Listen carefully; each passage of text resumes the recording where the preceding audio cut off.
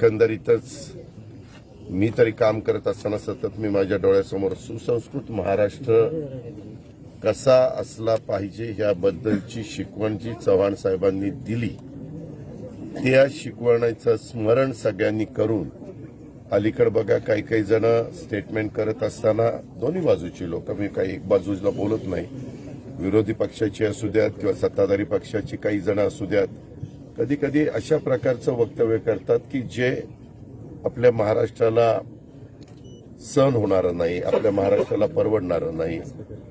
नेहमी महाराष्ट्रातल्या चव्हाण साहेब असतील किंवा त्याच्यानंतर ज्यांनी ज्यांनी महाराष्ट्राचं नेतृत्व केले त्या सगळ्या मान्यवरांनी जातीय सलोखा ठेवण्याचा प्रयत्न केला. स्वतः युगपुरुष छत्रपती शिवाजी महाराजांनी देखील हिंदवी स्वराज्याची स्थापना करत असताना कधी जाती जातीमध्ये भेद केला नाही, समाजामध्ये भेद केला नाही. त्यांनी सर्व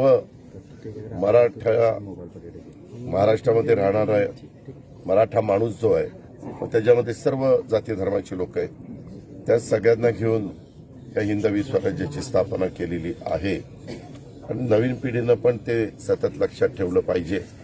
अलीकडच्या काळामध्ये छावा जो चित्रपट आला त्याच्यामध्ये देखील आपण आपल्या हिंदवी स्वराज्याचे दुसरे त्या ठिकाणी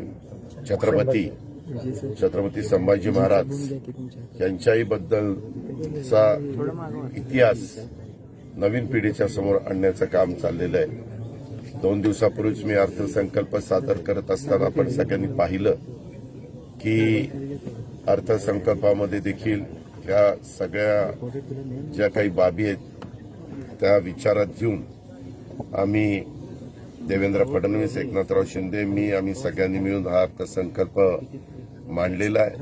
आज पण त्याच्याबद्दलची बरीचशी चर्चा दोन्ही बाजूच्या सन्माननीय सदस्यांच्याकडनं होणार आहे.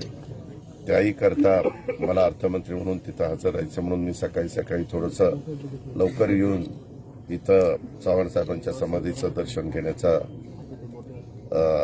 प्रयत्न केला. मला एवढंच सांगायचं आहे की जोपर्यंत मी राजकीय जीवनामध्ये तोपर्यंत चव्हाण साहेबांची विचारधारा मी कदापि सोडणार नाही किंवा ढळू देणार नाही. त्याच विचारधारांनी महाराष्ट्राचं भलं होणार आहे, सगळ्या समाजाचं भलं होणार आहे.